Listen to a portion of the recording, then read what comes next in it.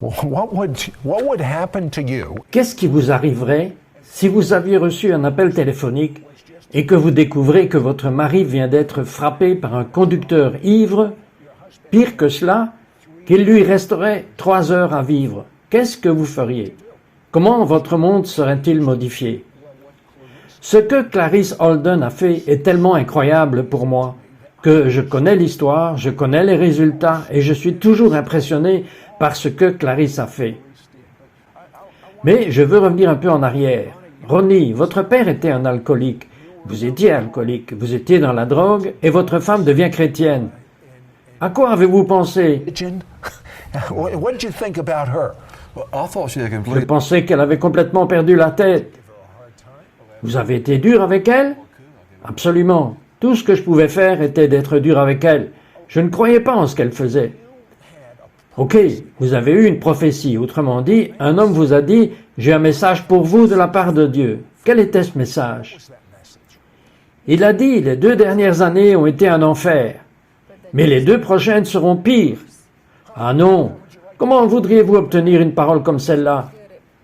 Ce n'était pas bien au début, mais il a fini par dire « Mais votre mari sera sur son lit de mort, à plat sur le dos, tout seul, et il verra le salut de Dieu.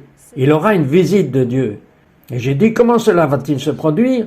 Il ne parlera pas à un chrétien. Vous savez, chaque fois que quelque chose comme ça est arrivé, je ne pouvais tout simplement pas le capturer. Mais cela s'est passé comme ça. »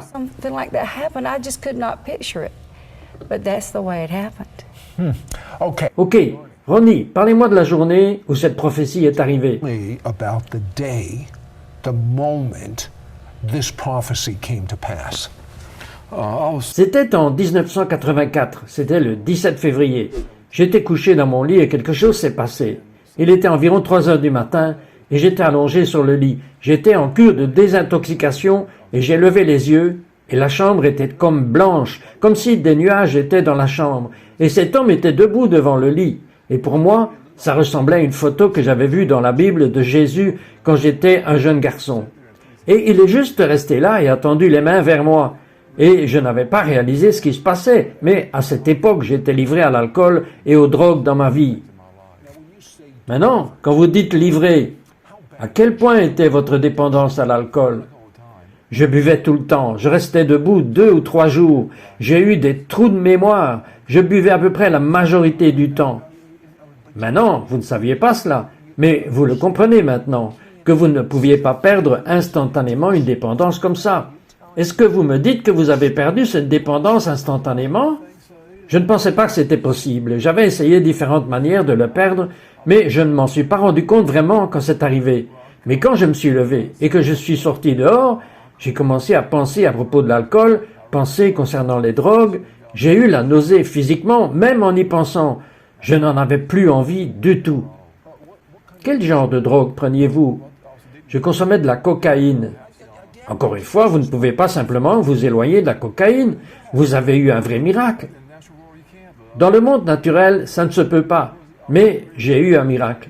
Je ne m'attendais vraiment pas à ce que cela arrive. Je n'ai jamais entendu parler de quoi que ce soit comme ça avant. Je n'ai jamais connu quelqu'un à qui c'est arrivé. J'ai crié et j'ai su que j'allais mourir. Je n'ai eu qu'une seule chance. J'avais entendu parler de Dieu, mais je ne pensais pas qu'il pouvait m'aider parce que j'étais une personne méchante. J'étais une mauvaise personne et je n'avais aucune idée que Dieu m'aiderait. Mais en dernier recours, après que j'ai essayé tout le reste, j'ai crié à Dieu et j'ai dit « Je vais mourir, je n'y arriverai jamais ». Je n'avais plus que 2 jours à vivre de la manière dont je vivais ma vie. Et c'est arrivé, et cela a changé ma vie. Clarice, quand il vous a raconté cette histoire, que s'est-il passé à l'intérieur de vous? Au début, j'ai eu un appel de lui. Il m'a dit « M'apporterais-tu une Bible ?» J'ai dit « Oh mon Dieu, oui, je t'apporterai une Bible. » Et je l'ai fait. J'étais tellement excité. C'était juste incroyable. C'est ce que j'avais toujours rêvé, et ce pourquoi j'avais prié. Et de le voir agir différemment. Et il a joué le jeu. Il prenait cette Bible et il l'ouvrait. Et il pointait. Et tout ce qu'il voulait, Dieu lui montrait surnaturellement ce qu'il voulait voir. Et c'était la réponse qu'il attendait à ce moment-là.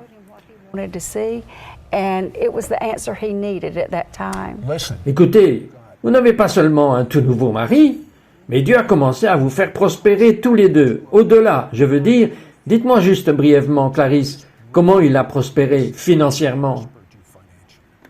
Eh bien d'abord, il a restauré notre mariage. C'était le numéro 1. Ce qui était merveilleux. Et puis notre restaurant a commencé à aller et s'est épanoui. Dieu ne l'a pas vraiment fait, il a juste montré à Ronnie comment changer les choses dans le menu et dans le restaurant et a juste commencé à prospérer. Puis nous avons ouvert notre commerce de vêtements. Et ça a été phénoménal. Dieu a béni les deux. Et nous avons investi dans l'immobilier et ça a bien marché. Ça a vraiment été génial. It really has. I mean, Je veux dire, ça ressemble presque comme un livre de contes de fées. Le mariage est rétabli, les finances prospèrent. Ronnie, vous entendez de Dieu sur la façon de prospérer dans votre entreprise. Et puis, le 8 mai 2000, il se fait frapper par un conducteur ivrogne dans la voiture. Le conducteur est dans un camion. Vous êtes tombé, vous êtes littéralement catapulté hors de la voiture. Aviez-vous mis votre ceinture de sécurité? did you have your seatbelt on? Oui, j'avais une ceinture de sécurité, mais il a brisé le dos du siège et m'a jeté dehors par la vitre passager. You go out. Et puis le camion termine sa course juste très près de vous. Mais cela n'avait pas d'importance. Vous aviez tout le mal imaginable avec vous. Je veux dire, les médecins vous ont dit qu'il vous restait 3 heures à vivre. Ne partez pas, nous serons de retour après ceci. Don't go away. We'll be right back after this word. We'll be right back to It's Supernatural. Les rites et les formes ne doivent jamais, écoutez-moi bien, ne doivent jamais dépasser la raison pour laquelle ils ont été donnés. Si les rites et les formes dépassent en valeur, en puissance et en force la raison pour laquelle ils ont été donnés, nous tombons dans la religiosité. We now return to It's Supernatural. Hello. Bonjour, c'est Trott ici avec Clarisse et Ron Holden. Et Clarisse, vous étiez sur un petit nuage parce que Dieu avait restauré votre mariage. Il avait fait prospérer votre entreprise. Puis, instantanément, votre mari est frappé par un conducteur ivre. Un camion lui fonce dessus, il avait le cou brisé. Que saviez-vous d'autre? He had what? A broken neck? What else did you know? His neck Son cou était brisé à 2 endroits. Sa jambe était brisée, son bassin était brisé, le foie était déchiré, son rein était contusionné. was bruised. What she didn't Ce qu'elle ne savait pas, c'est qu'il y avait encore quelque chose de pire qui se passait. Elle est arrivée à l'hôpital et environ 1 semaine plus tard, elle voit qu'il y a quelque chose de grave et que les médecins ne savent pas en prendre soin. Et oui, ce qu'elle vient de décrire était mauvais, mais il y avait quelque chose d'encore pire qui se passait. Qu'avez-vous fait à ce sujet? was something you knew there was something even worse going on. What'd you do about it? Eh bien, je leur ai dit, c'est irrationnel. Je veux dire, ils ne comprenaient rien. Et donc, j'ai dit, nous devons faire quelque chose. Nous devons passer un IRM, un scan ou quelque chose comme ça. Ils l'ont emmené, et dès qu'ils ont fait le scan, voilà le médecin qui court dans le hall. Miss Holden, nous avons une urgence. Votre mari a un crack dans ses intestins, et cela s'infiltre dans son système toute la semaine, et il s'empoisonne.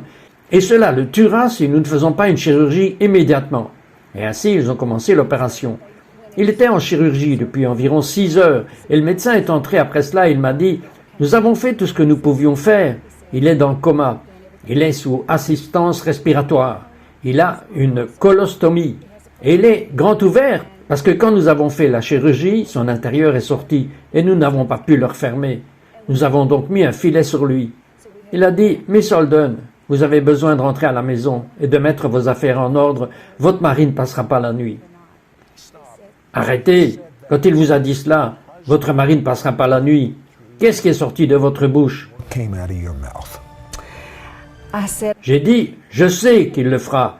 Je savais qu'il le ferait. Et j'ai dit, j'ai besoin que vous soyez en accord avec moi, que je vais prier et je vais croire que Dieu vous donnera la sagesse de faire ce qu'il faut pour le soigner.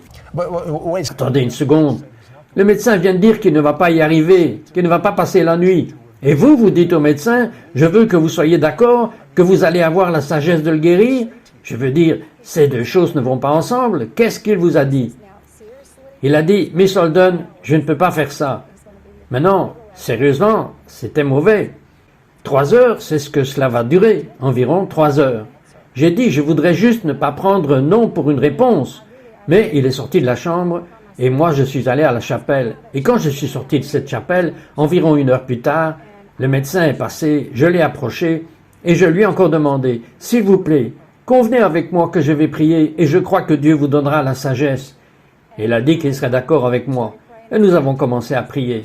J'ai dit, « Maintenant, dites-moi quelle est la première chose que nous avons besoin d'avoir pour qu'il puisse tenir toute la nuit. » Et il me l'a dit, et je suis allé à la prière avec cela, et nous étions debout, et quand nous avons traversé la nuit, le lendemain matin, le médecin m'a dit, « Eh bien, nous avons réussi à passer la nuit. » J'ai dit oui, et nous allons tenir le jour aussi.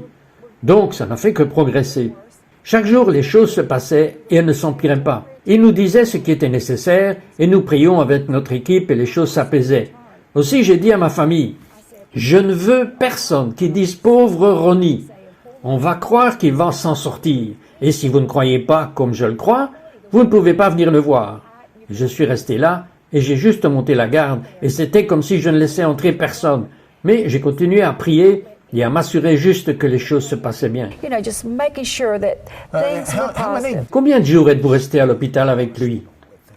52 jours. Êtes-vous sorti de l'hôpital? Je ne suis pas rentré à la maison. Pourquoi?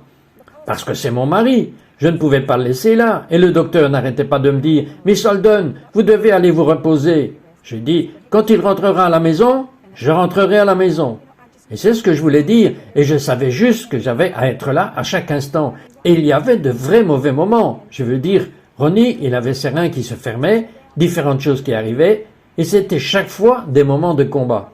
Fight.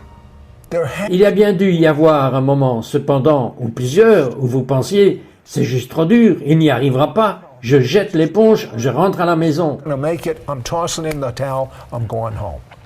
There was Je n'ai pas dit que je rentrerais à la maison, mais j'ai passé une nuit où j'ai perdu tout espoir, juste un moment. Brièvement, dites-moi.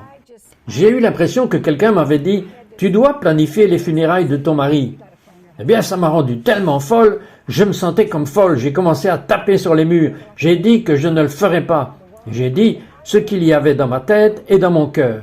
J'ai dit qu'il allait être bien, et qu'il va partir à la maison, et il va être bien. J'ai pensé cela cette nuit, et le lendemain matin, il a commencé à aller mieux. next morning he started getting better. Listen, Écoutez, c'est écrit dans les Écritures. En présence de Dieu, toutes choses sont possibles. Eh bien, non seulement Clarisse est dans la présence de Dieu, mais vous l'êtes aussi. Ne partez pas. don't go away. We'll be right back after this.